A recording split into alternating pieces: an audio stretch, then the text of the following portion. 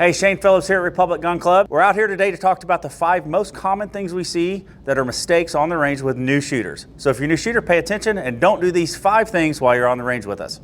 Okay, so one of the most common things we see with new shooters is really poor grip. We see a lot of this, where thumbs are low, big gaps up here, cross thumbs, which are a bloody mess if you've been on the range. What we're really looking for though is very high thumbs.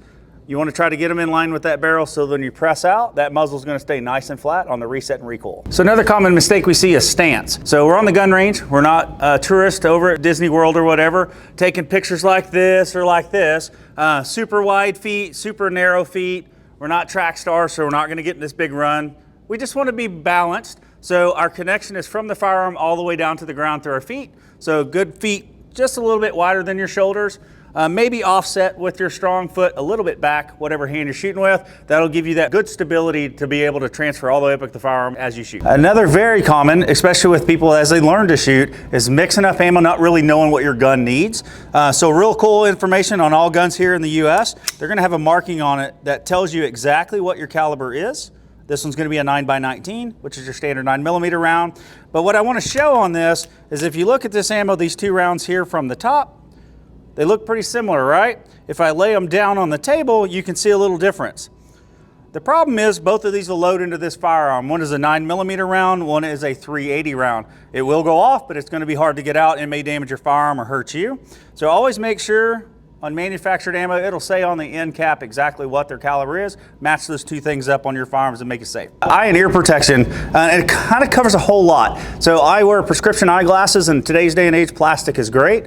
However, I'm getting old, so sometimes I need clear lenses to see things close to my body a little bit better. So I gotta make sure I wear the right thing. Another thing we see with ear protection is not fully seated on the ear, because even electronics are having them turned up too loud.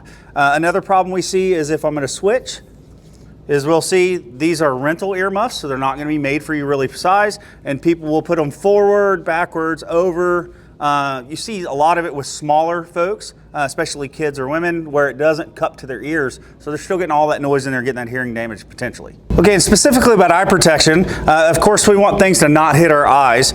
These are really great. These are OSHA approved if you don't need any corrective lenses, but they're important not just to keep things from flying off my gun at me.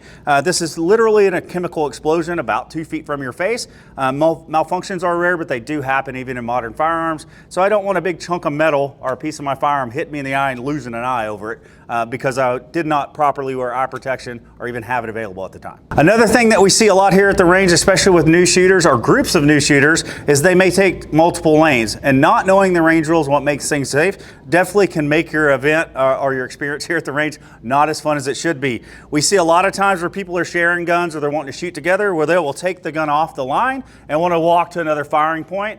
Here at Republic Gun Club, like most ranges, we don't allow that to happen. We'll actually take it for you and move it over to another location. It's just good practice to make sure we're not breaching the etiquette of firearm safety, which is where we're gonna have a gun behind people shooting, even if we call it unloaded or clear. So the moral of the story is don't do those 5 things. You'll have a better experience on the range. But if you're still unsure or you're not confident, reach out to us. We have a training division that is fully staffed to take care of you, from I've never touched a firearm before to doing things downrange where we're shooting around barricades and other fun stuff that you see on YouTube.